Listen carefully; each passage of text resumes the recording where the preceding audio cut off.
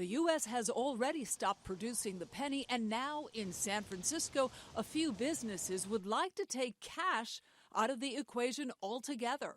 Many of them felt like the cash, the knowledge that there might be cash on the premises, made them a target.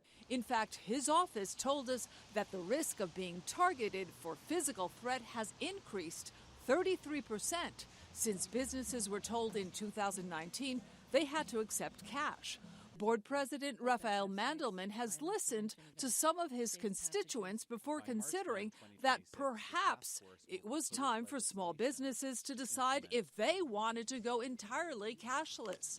The owner of Cliff's Variety Store in the Castro district has always accepted cash.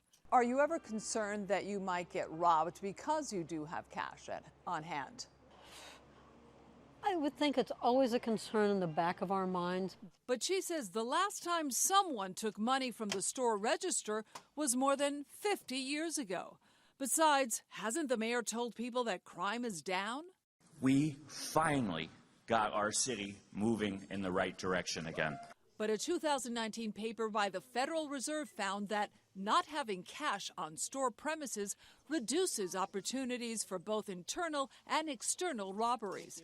And then there's the not-so-small problem of counterfeit money. Are counterfeit bills a problem? Very much so. Every single year without fail, we encounter counterfeit bills in a number of denominations. We do have a policy of holding them up to the light, checking them with the pin, making sure they're good, because every once in a while somebody will pass a bad 100, bad 20s. Still, most businesses we spoke to say they will continue to accept cash. Many of them are from all walks of life, and I don't ever want to have to reject a customer because they don't have a card to pay with.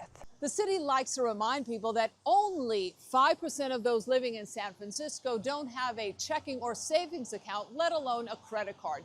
But let's take a closer look at that only 5%, because that represents 50,000 people who have to pay using cash.